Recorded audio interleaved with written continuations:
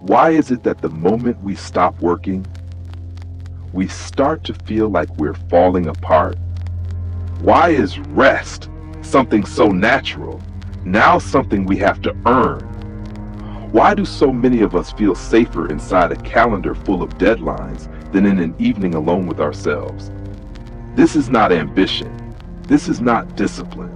This is fear. And many of us are quietly addicted to productivity, not because we love what we do, but because we're terrified of what we might feel if we stopped. In today's world, overwork isn't a problem.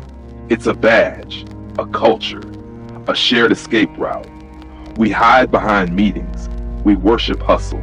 We compete to be the most exhausted one in the room. And when someone says, "I've been busy," we don't hear suffering. We hear status. But underneath all that noise is a quiet collective truth. We are running, not toward a dream, but away from an emptiness we don't know how to hold. Workaholism rarely looks like addiction. It looks like achievement, productivity, high performance. But behaviorally, it's the same mechanism. The compulsion to avoid pain. Only the substance changes. For some, it's alcohol. For others, it's chaos. For people like us, it's the to-do list. We use productivity as anesthesia. The more we feel lost, the more we organize. The more we feel lonely, the more we volunteer for more. It's not because we're strong. It's because we're scared of what might surface when we're still. What's hiding underneath all that effort? For some, it's the fear of being useless. For others, the ache of being unseen unless they're needed. And for many, it's the ancient unspoken belief that if I'm not doing something valuable, I am nothing. We were never taught how to be with ourselves, only how to perform. So the moment the performance stops, we feel lost, unanchored, unworthy, not because we are, but because we've never practiced being enough in our stillness. Carl Jung called it the shadow, the part of you that holds everything you reject about yourself, and it thrives in silence. When you stop moving, your shadow rises. It asks questions you don't want to hear. Why do you only feel loved when you're useful? What are you hiding behind your ambition? Who are you if no one is clapping? These are not comfortable questions, but they're necessary ones, and no amount of success can answer them for you. Eventually, something forces a pause, burnout, illness, a layoff, a breakup, or simply a quiet Sunday with no plan. And suddenly, without your schedule to protect you, you're face to face with yourself. It doesn't feel poetic, it feels like collapse. But maybe, just maybe, that collapse isn't destruction. It's a reckoning, a door, a beginning.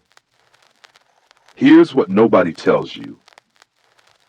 Healing isn't glamorous. Stillness isn't soothing at first.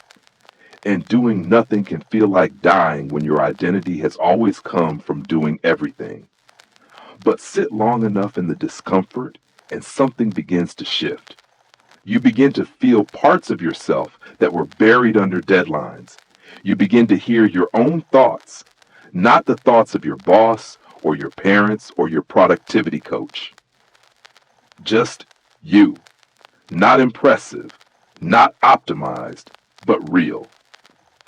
So here's the real question. Do you believe you're valuable, even when you're not being productive?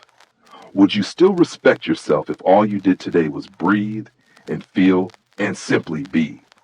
If the answer is no, you're not alone, but you're also not broken. You're just unpracticed at existing without proving, at being without building, at living without chasing something, and that's okay. Work doesn't have to be your enemy, but it also doesn't have to be your entire identity. You can work with love, not out of fear.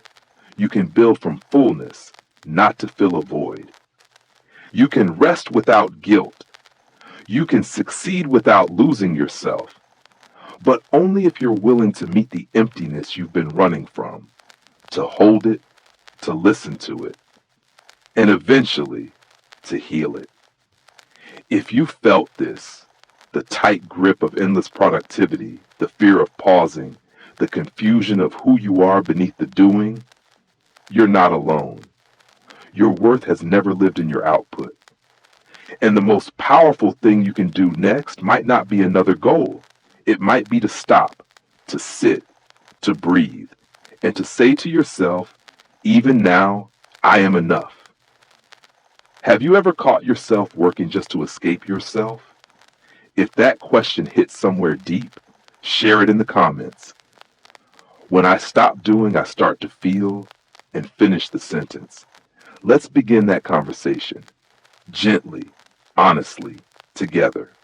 Subscribe to Wisdom in the Wreckage for more truths like this, the ones whispered, not shouted, where broken pieces become insight.